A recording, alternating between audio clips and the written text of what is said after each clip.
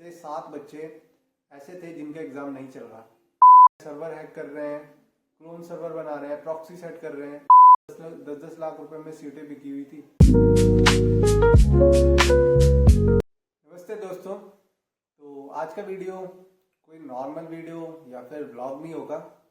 मैं एक serious topic पे बात करना चाहता हूँ। रिसेंटली स्टाफ सिलेक्शन कमीशन के एग्ज़ाम को लेकर देहरादून के MKP PG कॉलेज सेंटर से एक इरेगुलर एक्टिविटी सामने आई है। रिपोर्ट्स में चीटिंग से रिलेटेड मामला सामने आया है और जो कि सोशल मीडियाज़ पर और न्यूज़ चैनल्स पर काफ़ी ज़्यादा वायरल चल रहा है अभी। तो मैं आपको बता देता हूँ, ये SSC का MTS का एग्ज़ाम था, जहाँ पर जो इंस्टीट्यूट एग्ज़ाम को कंडक्ट कराता है वो चीटिंग कराते हुए पकड़ा गया है। रिपोर्ट्स में चीटिंग से रिलेटेड इश्यूज सामने आए हैं और इसकी काफ़ी ज़्यादा वीडियोस सोशल मीडियाज़ पर और टीवी चैनल्स पर काफ़ी ज़्यादा वायरल चल रही है। अब मैं आपको अपना पर्सनल एक्सपीरियंस बताता हूँ। पर्सनली मैं SSC की ही तैयारी कर रहा हूँ। मैंने 4 से 5 एग्ज़ाम उसी सेंटर में MKP PG कॉलेज देहरादून के सेम सेंटर में एग्ज़ाम दिए हैं। तो जो मैंने वहाँ पे देखा ना, वो तो भाई बिल्कुल ही अलग लेवल का था। बेसिकली क्या होता है ना, जब एग्ज़ाम होता है तो लाइक एक कमरा है, उसमें 100 बच्चे बैठे हैं और जब वो 100 बच्चे बैठे हुए थे ना, जो मैं अपना एक्सपीरियंस आपको बता रहा हूँ, उन 100 में से ना 5 से 7 बच्चे ऐसे थे जिनका एग्ज़ाम नहीं चल रहा।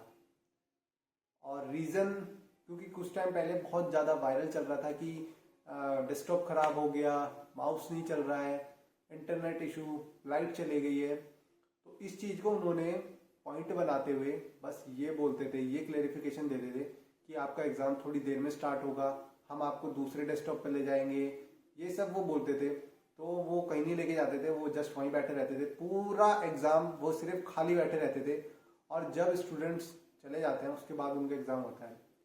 अब मैं बताता हूँ ये मेरे साथ कब हुआ। अभी जब मैंने लास्ट MTS का ही एग्ज़ाम दिया, जो मेरा फर्स्ट शिफ्ट में था, सुबह 7 से 7:30 बजे वाला में। और उस दिन क्या हुआ, 6 से 7 बच्चे ऐसे थे जिनका एग्ज़ाम नहीं चल रहा था और वो लोग सिर्फ बैठे हुए थे। वो लोग अपनी सीट्स पर बैठे हुए थे, वो ना कुछ शीट्स में कुछ लिख रहे थे, ना कुछ कर रहे थे, कुछ भी नहीं कर रहे थे, सिर्फ बैठे हुए थे। और उनको ये बोला गया था जब सारे बच्चे चले गए थे कि अब तुम्हारा एग्ज़ाम स्टार्ट होगा। मैं ये जानना चाहता हूँ कि उसके बाद जो एग्ज़ाम होगा, जो अदर शिफ्ट में होगा, तो वो बच्चे कहाँ जाएंगे? मतलब वो बाहर बैठे रहेंगे, इनका एग्ज़ाम अंदर चलेगा, ये कैसी बात हुई? अगर ये स्टैंडर्ड प्रोसीड्यूर है तो एस्पिरेंट्स को क्लियरली बताया जाना चाहिए, क्योंकि जब चीज़ें क्लियर नहीं होती तो डाउट्स क्रिएट होते हैं। और सच बोलूँ तो एक SSC एस्पिरेंट ऑलरेडी बहुत प्रेशर में होता है। 2 से 3 साल की प्रिपरेशन और कोचिंग के पैसे, फॉर्म फिल करना, मॉक टेस्ट पे मॉक टेस्ट, एज लिमिट का स्ट्रेस। और जब ऐसी चीज़ें आती है ना, सेंटर पर अनयूजुअल चीज़ें देखने को मिलती है, तो अंदर से एक ट्रस्ट जो होता है ना, वो शेक हो जाता है। मैं पूरा सिस्टम गलत है ये नहीं बोल रहा हूँ, लेकिन जब सेंटर्स पर ऐसी इरेगुलरिटीज़ देखने को मिलेगा तो एक एस्पिरेंट का जो कॉन्फिडेंस है वो तो ऑलरेडी टूट जाएगा। ये सिर्फ एक एग्ज़ाम नहीं है, ये करियर है, फ्यूचर है और एक्सपेक्टेशंस है फैमिली की। जिनके बच्चे देहरादून आते हैं, दिल्ली जाते हैं, बहुत सारी अलग अलग स्टेट्स में जाते हैं पढ़ाई करने के लिए, SSC की प्रिपरेशन करने के लिए, जिनका एम होता है CGL, CPO, बहुत सारे हैं, किसी को पर्टिकुलर को तो नहीं बोल सकते। अगर सिस्टम क्लीन है तो ट्रांसपेरेंसी स्ट्रांग होनी चाहिए, क्लियर इन्वेस्टिगेशन हो, प्रॉपर मॉनिटरिंग हो, कम्युनिकेशन प्रॉपर हो। बस एक ही एक्सपेक्टेशन है, फेयर चांस जिसको बोलते हैं। अगर आपने भी या आपके सामने भी किसी एग्ज़ाम सेंटर पर कुछ अनयूजुअल नोटिस किया है तो प्लीज़ कमेंट बॉक्स में शेयर करना। चुप रहने से कुछ नहीं होगा। जब तक आप खुद आवाज़ नहीं उठाओगे कोई कुछ नहीं करेगा भाई, नहीं कोई कुछ बोलेगा। लेकिन रिस्पॉन्सिबल वॉइस से चेंज आ सकता है अगर आप लोग सब मिलके आवाज़ उठाओ। वैसे आवाज़ उठाने का भी कोई फ़ायदा नहीं है, क्योंकि आपने रिसेंटली देखा होगा जो दिल्ली में जो सीन हुआ था, जब एसएससी सीजीएल के एग्ज़ाम वगैरह बहुत ज़्यादा वो हो रहे थे, कभी डिले हो जा रहे थे, कभी किसी का पीसी नहीं चल रहा था, कभी लाइट चली जाती है सेंटर पे। दिल्ली में तो बहुत सारे बच्चों के साथ ऐसा भी हुआ है कि उनका एडमिट कार्ड में जो सेंटर है देहरादून का आया है, जैसे मेरा एमकेपी कॉलेज आया, और जब वो एग्ज़ाम देने गया एमकेपी कॉलेज पहुंचा तो वहाँ पर ये बोला जाता है कि आपका सेंटर तो यहाँ पर है ही नहीं, और लास्ट मिनट पे जब वो एडमिट कार्ड खोल के देखता है तो सेंटर चेंज हो जाता है। उस टाइम पे बहुत सारे बच्चों ने और टीचर्स ने जो है हमारे नीतू मैम वगैरह और बहुत सारे टीचर्स हैं, मैं सबके नाम तो नहीं ले सकता, उन्होंने मिलके आवाज़ भी उठाई थी। तो इन रिटर्न उनको क्या मिला था आप लोग सबको पता है, मतलब मैं बताना नहीं चाहूँगा क्योंकि ऑलरेडी सब जानते हैं। और यार बेसिकली मतलब मेरे बोलने का मतलब पता है क्या है, मैं किसी को पॉइंट नहीं करना चाहता हूँ, लाइक मैं एमकेपी कॉलेज को ही दोष नहीं देना चाहता हूँ कि भाई तुम ही चीटिंग करा रहे हो। एसएससी इज अ स्कैम भाई, मतलब हर एक दूसरे सेंटर पे स्कैम चल रहा है, हर एक दूसरे सेंटर पे। आप इसी की देहरादून की ही बात क्यों कर रहे हो? अभी रिसेंटली कितने सारे ऐसे सामने आए हैं, सीजीएल का एग्जाम हुआ था तो कितने सारे पकड़े गए थे चोर, चोर ही बोलेंगे इनको, जो चीटिंग करा रहे हैं, सर्वर हैक कर रहे हैं, क्लोन सर्वर बना रहे हैं, प्रॉक्सी सेट कर रहे हैं। तो क्या हुआ, ये चोरी तो हुआ। और यहाँ देहरादून का तो ऐसा भी सामने आया था 10 लाख रुपए में सीटें बिकी हुई थी। तो भाई स्टूडेंट आप हो, कोई इंस्टीट्यूट या कोई भी इंस्टीट्यूशन जो एग्जाम कंडक्ट करा रहा है अगर वो पेपर लीक करता है या वो चीटिंग कराता है तो लॉस किसका है? मुझे आपसे जानना है किसका लॉस है? एक स्टूडेंट का लॉस है। दूसरी बात आप ये सोचो कि अगर कोई स्टूडेंट ही है वो एग्जाम सेंटर पे चीटिंग करता है तो लॉस किसका है? उसी स्टूडेंट का है ना। तो आप लोग वही है ना, कान इधर से पकड़ो चाहे इधर से पकड़ो, पकड़ना कान ही है। लॉस एक स्टूडेंट का ही होना है, चाहे दुनिया इधर की इधर हो जाए, लॉस स्टूडेंट का ही होना है। तो भाई प्लीज़ अपने लिए खड़े उठो, आवाज़ उठाओ। तुम रोड पे नहीं जा सकते ना, तो आज के टाइम में फ़ोन सबके पास है, वीडियोस बनाओ, शेयर करो, आगे तक लेके जाओ उसको, अथॉरिटीज़ को जाओ, एडिक्यूटी के पास लेके जाओ, वो शेयर करेगा ना, वो बताएगा ना तुम्हें कि आगे क्या करना है। तो बस वैसे मैं ऐसी वीडियोस बनाता नहीं हूँ, ये जनरली जस्ट एक देहरादून से ऐसा आया था। और क्योंकि मेरे साथ भी अभी कुछ दिन पहले जब मेरा एग्ज़ाम हुआ था एमटीएस का, तो उस टाइम पे मैंने खुद ये चीज़ देखी थी। और मैंने तो वहाँ पर मैंने बताया ना आपको, मैंने तो 3 से 4 पेपर उसी सेंटर पे दिए हैं और हर बार मेरे को यही चीज़ देखने को मिली है। तो शक तो मेरे को था ही, बस ऐसे ही बोलते हैं ना, शक हमेशा यकीन में बदलता है।